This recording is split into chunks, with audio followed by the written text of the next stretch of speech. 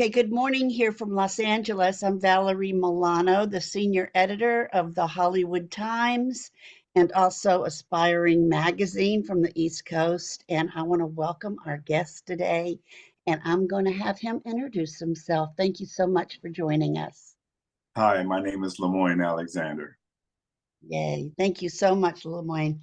And Thank you. I'm so excited about your music and especially your new music. And Yes, thank you. so, how did you get started in music and end up playing so many and all the instruments that you do? Well, I was highly influenced in music when I was a young boy, teenager. I think the first instrument I learned how to play was a guitar. Jimi Hendrix was like one of my favorite mentors, and we were going through teenage bands, and most of the bands that I was playing in, I had great musicians, but they wasn't pretty much doing exactly the way I was writing the songs. They wasn't playing them the way. So I had to learn how to play these instruments to teach them what I was trying to write. For some reason, I was always the leader of the band. But and I had this focus and this drive, and everybody followed me. So pretty much all my life, my brothers and through other bands and everything, they just followed me, and I pretty much guided them, through most of the majority of the instruments that I taught myself how to play. Fabulous. And I know you're in Texas, and I know that you have a new project, and it's called Insecurity. So Yeah. tell us about the meaning behind the song. The meaning behind insecurity was basically written from my own personal experiences. And sometimes I use my songs as therapy. And one particular evening, I was really going through a hard time, divorce and all kinds of stuff. And I didn't know how to project that energy. So I decided to do it in a song. So I wrote the song to help me get through my own insecurities. So basically that song was an insecurity to me. So when I wrote it, it helped me balance my own personal life. And, as we were picking songs for the record company, the new label that I signed with, they were like, we need to put this out. This is a good song. And I was like, I was a little insecure about that at first. But then I was like, he said, trust me, people are going to hear this and they're going to want to identify themselves with this song, as you did when you wrote it.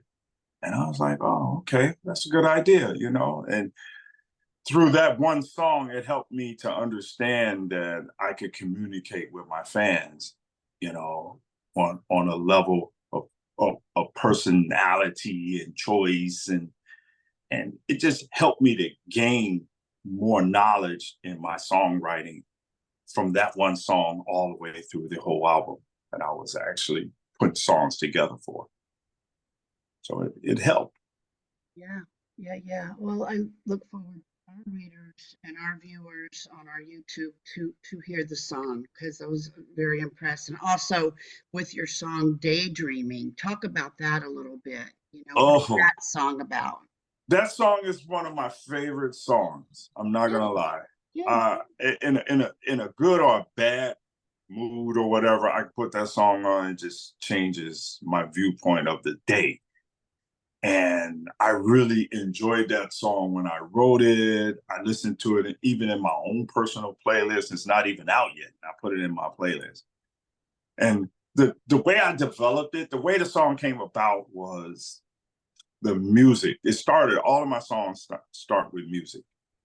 And it has such a great feel to it. I wanted to be able to connect with the song through my lyrics, the way that the track made me feel. So it's a driving song. So I start thinking about it could be a great driving song. It could be a song that people can just really sink into. So when I was listening to it, I started demoing the vocals and everything just came. It just happened. You know, I've been blessed that sometimes some songs that I have the hardest writing is the worst. But songs that I don't have no problem writing just comes just like that. And Daydreaming and Insecurity was definitely those two songs, especially Daydreaming. It just, everything was one take and everything was like just in my head. I didn't have to really write anything down. I was just actually verbally singing the song and it just kind of formed itself. And Daydreaming, you know, I daydream a lot. So I really put myself in the song. I do that a lot with most of my songs. I put myself in order for, you know, to really get involved with the songwriting process. And that song became Daydreaming. And as I said, it's one of those songs that I play almost every day in my own playlist. I really enjoy that song. And I hope everybody does. Will. And I know that your album is called Alone, right? Yes. Yes. What can we expect from that album? You can expect more songs like Insecurity, Daydreaming. Yes. These are songs that they're rock driven in influence, but more so like comprehensive rock. You know, I call it comprehensive rock because it's like psychology. You learn a lot from these songs. You can listen to the lyrics and get grabbed from it, you know, and actually be involved in it more so than just the music. In my music, you get something out of it. You know, there's a process when you ever bought a song and you listen to it. Some people buy songs because of the music and they don't pay attention to the lyrics, and it's the other way around. But when I do a song, I want people to pay attention to the lyrics and the music. So that's why I call it comprehensive rock, because you get a chance to listen and learn and enjoy it all at the same time.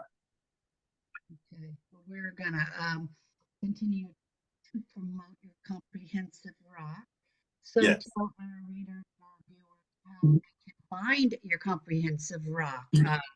Social media, your website. Talk about that a little bit.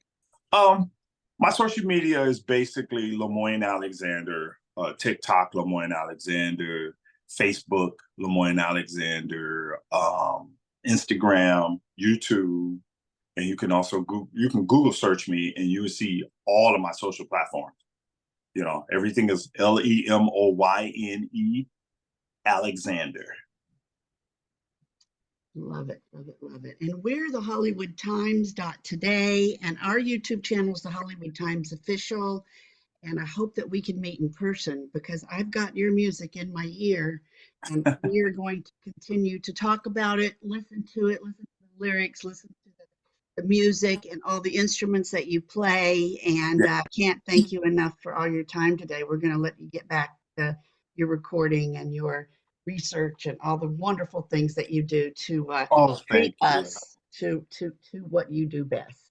So, thank you. I really appreciate it. Thank you so much, Lemoyne, and have a great rest of your day. You do the same. Thank you. Thanks Bye. again. Bye-bye.